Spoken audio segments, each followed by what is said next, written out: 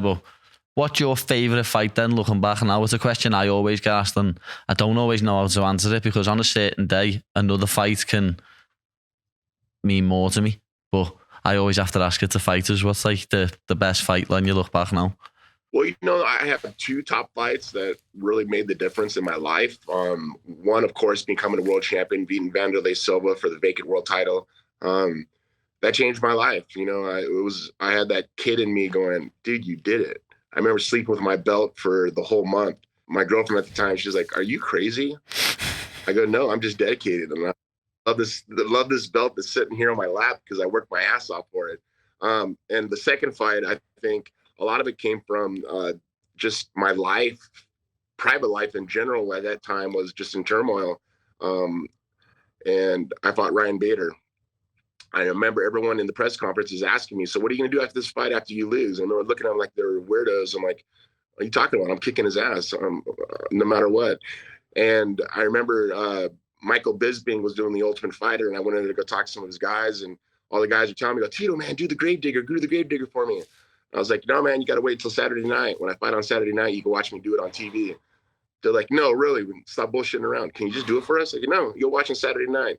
I remember I hit Ryan Bader with the left hook and dropped him and got him in a choke and choked him, and he tapped. And the first thing that popped in my mind was like, oh, yeah, the guy's the Ultimate Fighter. I got to do the Gravedigger right now. Those two fights were the ones that marked in my mind of like, I went through so much mental stuff to become what I wanted. It was just a gratifying feeling in my heart, knowing that the hard work paid off. And like I say, I look back on it, and maybe winning the world title wasn't as important to me as beating Ryan Bader, because at that time I was going through a bad relationship. I had children with the person, and I had to be a father. I had to step up, and I had to do something for my future. If I would have lost, I would have lost out on, goddamn, at least $5 million. A lot of money a lot of money I could have missed out on, but I didn't. I kept honest to myself. I lived with my ex, and we slept in the same bed, didn't talk to each other for 8 weeks. I prepared for the fight. I remember leaving and her saying, please, can you stay? Can we talk? I was like, no, I need to go fight. I don't need your negative energy. I just need to focus on this fight. And I did it, got my hand raised, and I come to realize that relationship was over. The negative stuff, as fighters, we don't need that stuff around us at all. And, we battle stuff in our own mind already. And just to have that opportunity to come in with a positive mind is important as a fighter.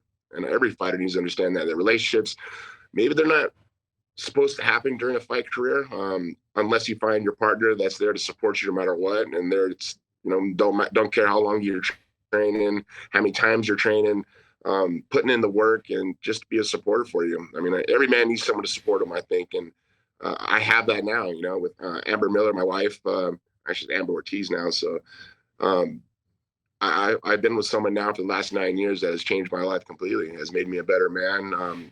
My children have a better person around them. And I'm fortunate, everything in life happens for a reason. And this fight career has given me a lot of great things in life, and I'm very thankful for it. Yeah, that's brilliant. Congratulations on the marriage as well. Yeah, I never thought I'd get married again. But like I said, man, I found the person that was going to ride or die with me no matter what. And I think COVID helped me out a lot there, because we stayed together for the whole year. And there's like 3 of my friends who ended up getting divorces because they were losing out on money. And I had the same situation with me, where I didn't work for 18 months. And, I take care of my mom. I pay for her house. I take care of my kids. There's a lot of financial upside that I never got an opportunity to make with UFC, that I had to kind of save my money. And, I've invested. I've, have assets, but at the same time, came to a point where I was putting so much money out, there was no money coming in. I was like, shit, man, what am I going to do? And my wife stepped up and said, you know what? I'll get a job. And she works for this company called Monet, and it's healthcare, skincare, hair care. And she started helping out, man. And I was like, wow, all my other friends' wives, they left them. And you said that you're going to help out the family. And that's when I knew that she was the one. She was the one. She's not selfish. She cared about my children as much as as it would be her own children. And she cared about me the same way too. And she goes, I'll live in an apartment with you. I don't give a shit. And like I say, I have a lot of assets that I still pay for, and I don't want to lose them. I don't want to sell them. So, I got to work hard for it. But, I think that's what solidified our relationship completely, is when she said she's willing to give in and help out with the family. And that's that you need, man. You need two rocks, you know, for every strong man, there's a strong woman right behind him.